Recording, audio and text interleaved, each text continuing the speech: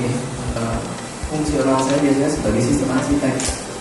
Jadi gimana sih bikin sistem yang baik gitu ya. Dan kebetulan beberapa kali menangani project atau solusi-solusi untuk CRM. Diawali, ini cerita yang biasa sedikit kenal.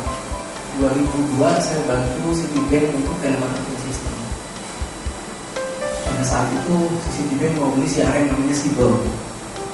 Tapi nggak mungkin implementasi Siebel secepat yang diharapkan karena IT regional mau audit itu ceritanya ya. Dia bilang kebetulan kami adalah salah satu vendor Citibank. Dia bilang kalau buatkan aplikasi telemarketing yang kira-kira bagusnya seperti apa kira-kira gitu ya. Kami buatkan dalam waktu 4 bulan itu jadi gitu ya. Setelah itu 2002 kalau nggak salah ya. Terus sampai 2008, 2010 kalau tidak ada kebijakan itu tetap dipakai. Dan pakainya mungkin sekitar 600 agent dari Jakarta, Bandung, Medan, Surabaya. Tugasnya adalah menjual kartu kredit, menjual ATM, menjual produk-produk di banking. Gitu. Jadi di situ saya pertama kecemplung gitu ya dunia telemarketing. Nah, dari situ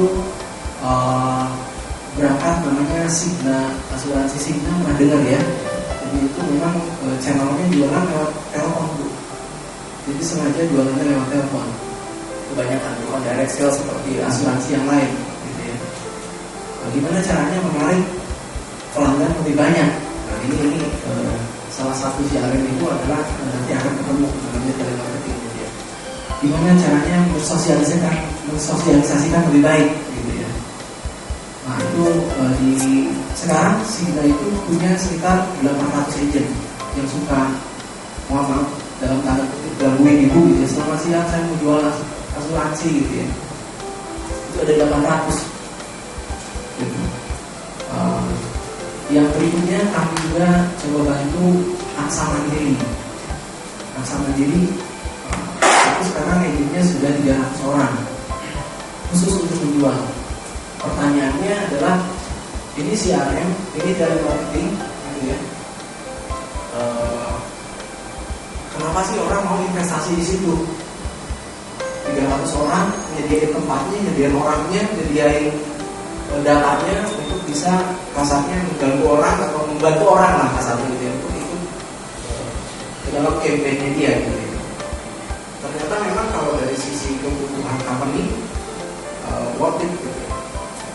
Itu bisa mencapai penghasilannya 40 miliar satu bulan dari channel telemarketing, satu channel aja. Jadi kalau misalkan ini akan jadi case study ya gitu. Nanti beberapa pengalaman yang lain akan saya coba ceritakan sambil jalan. Tapi sebelumnya izinkan saya kenalin dulu Cipaga itu siapa gitu ya. Karena yang buat konsep ini bukan hanya saya tapi teman-teman di Cipaga. Sedikit aja. Ini adalah mitra kerja kami. Jadi Microsoft, terus ada Avaya, terus ada ini Telco ya. Produk kita diantaranya adalah dari sales business support system, itu yang marketing. Ada juga ini insurance system.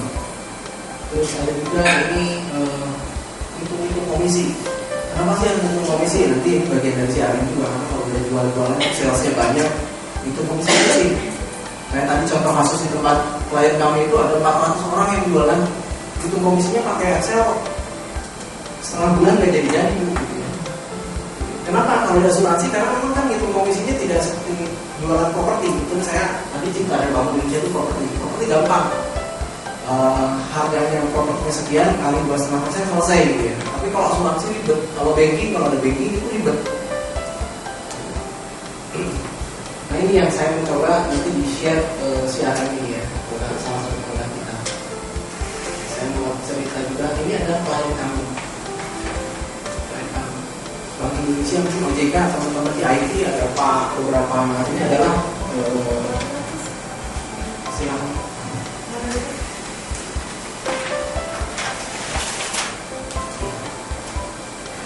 Maaf yang baru dari mana? Sama dari APL. Oh dari APL ya. Bapaknya dari juga dari Fax.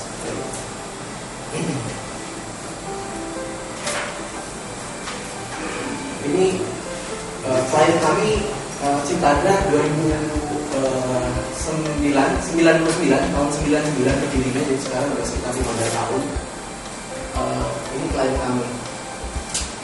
Untuk misinya itu alhamdulillah CRM yang sub CRM yaitu Telemarketing System kami itu jadi standar aplikasi regionalnya mereka. Jadi dipakai di Hong Kong, di China, di Thailand, di beberapa negara Asia, terus masuk juga ke Eropa. Yang misinya ini.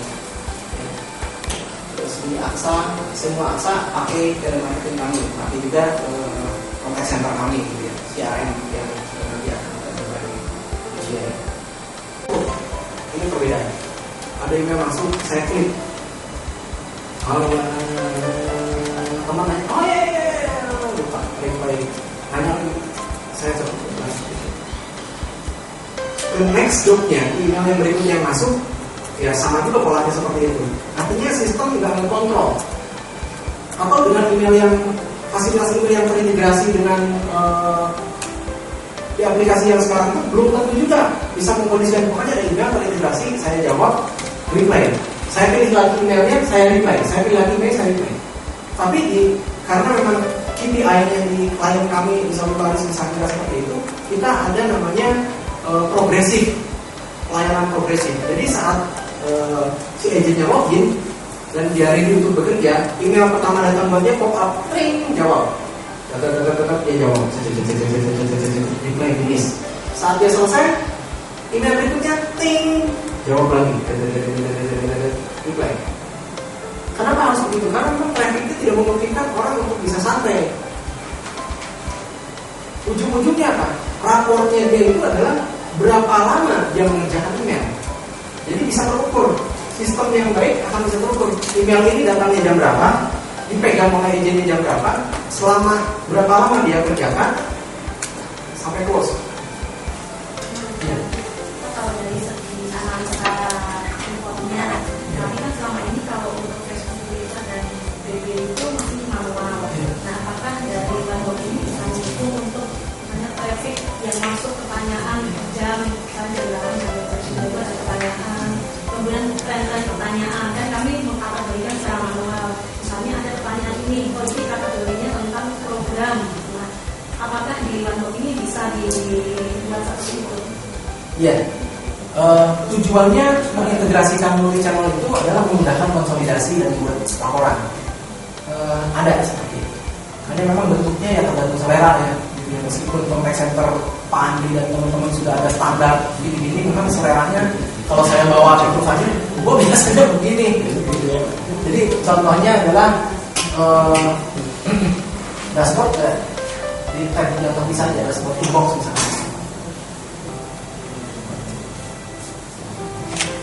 Jadi memang udah bisa, karena kita ada datanya gitu.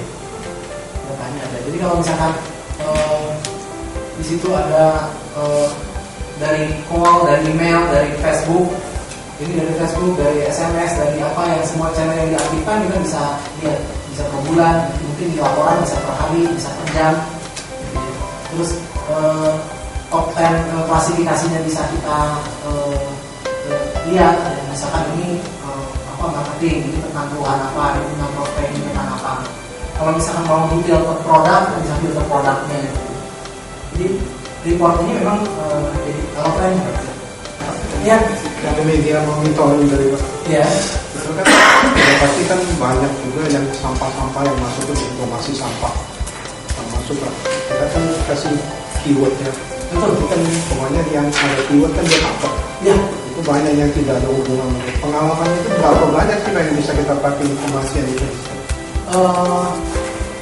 kalau keywordnya kurang tepat atau memang umum sampahnya banyak Pak, bisa 50%. Tapi kalau keywordnya adalah spesifik gitu ya, itu cukup kalau tepat waktunya. Saya coba waktu Pilpres kemarin ya, saya saring yang Prabowo yang Jokowi gitu ya. Ya tepat, karena memang pada saat itu yang ngomongin Jokowi ya Jokowi maksudnya Jokowi itu dan Prabowo itu gitu ya. Itu kelihatan gitu yang banyak bicaranya banyak. Kalau bicara masalah, tapi kalau misalnya nama umum, bahasa umum ya akan banyak dijaring. Tapi kalau nama perusahaan atau nama merek mungkin itu lebih spesifik sehingga akan lebih akurat. Contoh, kartu halo gitu. Kalau halonya doang mungkin banyak ya, tapi kalau disebut kartu halo mungkin lebih spesifik yang terjaring. Nah ini keywordnya memang harus hati-hati juga. Pengalaman biasanya lebih banyak yang bisa dipakai atau Lebih banyak yang bisa dipakai, Pak.